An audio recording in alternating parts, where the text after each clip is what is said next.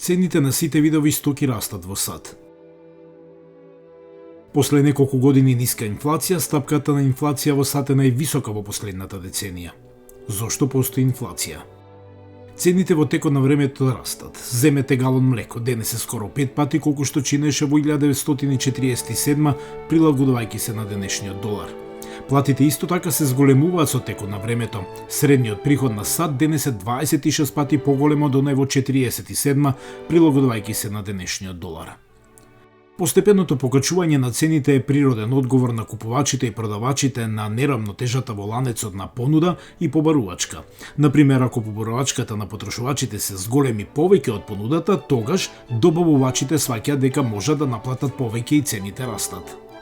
Типично како што растат цените на стоките и услугите, работниците бараат поголеми плати. За да се надоместат повисоките плати, деловните субјекти ја зголемуваат цената на нивната стока. Резултатот е циклус на зголемување на цените и платите.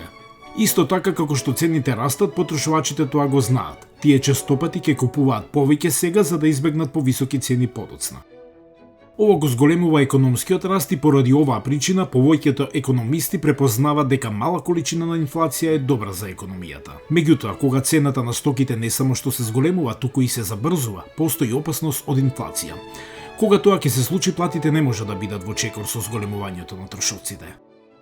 Последен пат инфлација во САД имаше во доцните 70-те и раните 80-те години. Во најлош вид на инфлација, позната како хиперинфлација, цената на стоката може да се удвои за неколку дена.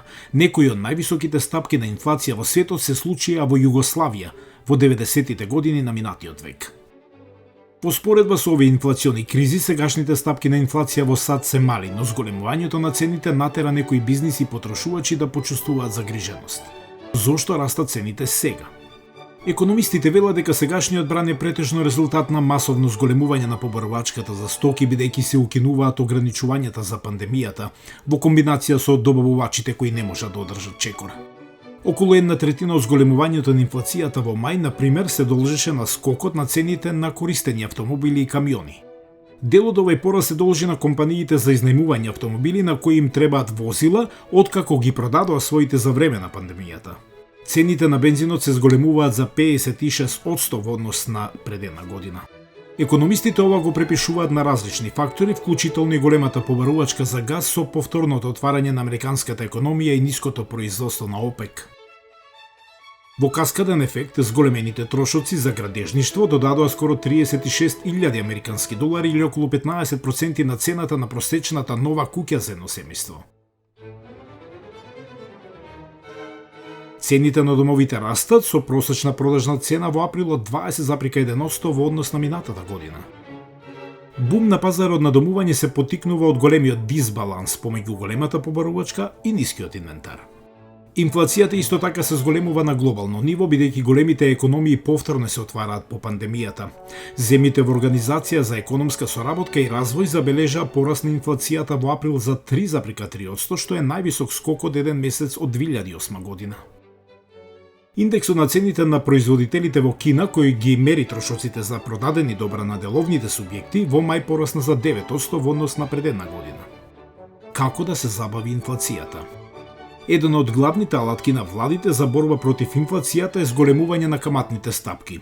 Ова го прави позајмувањето поскапо, а заштедата е попривлечна. Сепак, иако зголемувањето на каматните стапки може да ја забави инфлацијата, може да го забави и економскиот раст или дури и да предизвика рецесија.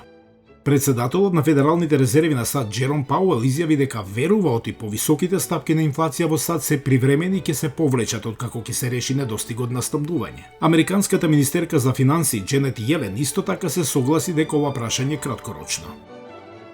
Инвеститорите допрва треба да укажуваат на голема загриженост за зголемувањето на инфлацијата.